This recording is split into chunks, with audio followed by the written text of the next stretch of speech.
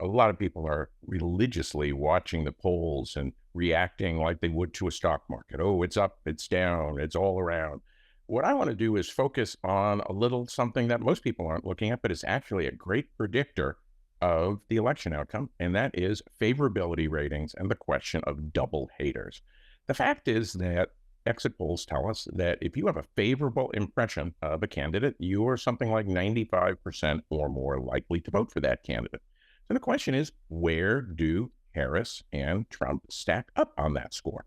Well, if you take a look at the polls that survey likely voters, not registered voters or adults, Harris has a little bit over a 2 point edge on Trump in terms of the likely voters' support and favorability towards herself. So, shouldn't she be leading in the polls by a couple of points if it's 95% likely that people who like her are going to back her? Well, the thing is that it doesn't sum to 100. She's at around 49. Trump is around 47. There's always some people who like them both. So that means 4 to 6% of Americans don't like either candidate. Those are the double haters. And what we see is that Trump is behind Harris by less than Harris's lead in the favorability advantages in almost every polling average and in many of the polls themselves. So what gives? Well, what that implies is that Trump is winning the double haters. Now, this wouldn't be unprecedented. Trump was president in 2016 because he won the record high 18% of double haters by double digits. That's why he surprised everyone on election night and won the Electoral College, even though Hillary Clinton was liked by 5% more of the electorate than Trump. In 2020, there weren't very many double haters, but Joe Biden had 52% favorability according to the exit poll. Trump had 46. You would think that Biden would have won by 6 points. No, au contraire, he actually won by 4.5 points. Why? Again, there's always some people who like both candidates. Double haters must have broken for Trump. So what does that mean?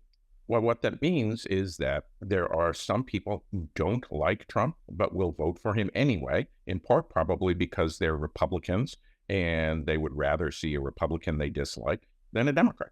And then you've got the independent factor, which is the sort of people who generally don't like major parties, but they will vote against the party in power. That didn't work in Trump's favor in 2020, in part because most of those people who disliked Trump ended up thinking Joe Biden was okay. It's pretty clear that some of those people don't think Kamala Harris is okay.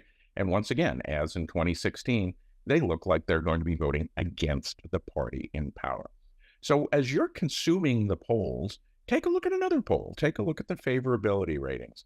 If what you start to see is a larger gap between the difference that Harris has over Trump in favorability and the place where Trump polls in head-to-head polls, that means that the double haters are breaking in his favor. That's not unexpected. Double haters tend to break late. They broke very late in the 2016 election.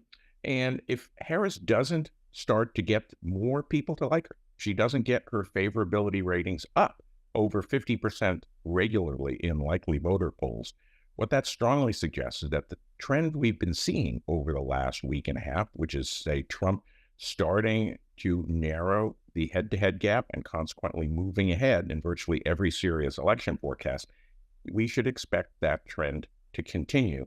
Harris is going on the offensive against Trump. But what she needs to do is get people to like her, and she may be moving in exactly the wrong direction. For more stories like these, be sure to subscribe to the New York Post right here on YouTube.